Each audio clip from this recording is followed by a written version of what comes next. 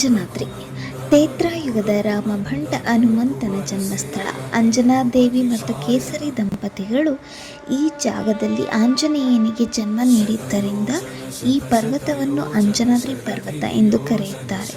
ರಾಮಾಯಣದ ಪ್ರಮುಖ ಪಾತ್ರದಲ್ಲಿ ಒಬ್ಬರಾದ ಹನುಮಂತರ ಜನ್ಮಭೂಮಿಯಾದ ಈ ಅಂಜನಾದ್ರಿ ಬೆಟ್ಟ ಒಟ್ಟು 575 ಮೆಟ್ಟಿಲುಗಳನ್ನು ಹೊಂದಿದೆ.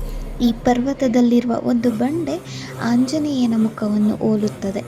ಆ ಪರ್ವತದ ತುದಿಯಿಂದ ಸುತ್ತ ನೋಡಿದರೆ ಗುಡ್ಡ ಬೆಟ್ಟಗಳು, ಗದ್ದೆ ಬಯಲುಗಳು, ವಿಜಯನಗರ ಸಾಮ್ರಾಜ್ಯದ ಐತಿಹಾಸಿಕ ಸ್ಥಳಗಳನ್ನು ನೋಡಬಹುದು. ಸಂಪೂರ್ಣ ಹಂಪಿಯನ್ನು ಕಾಣಬಹುದು. ಬರುವ ಎಲ್ಲ ಭಕ್ತಾದಿಗಳಿಗೂ ಪ್ರತಿನಿತ್ಯ ಪ್ರಸಾದದ ವ್ಯವಸ್ಥೆ ಇರುತ್ತದೆ. ಒಮ್ಮೆ ಆದರೂ ಈ ಜಾಗಕ್ಕೆ ಭೇಟಿ ನೀಡಲೇಬೇಕು. ಜೈ ಶ್ರೀರಾಮ್.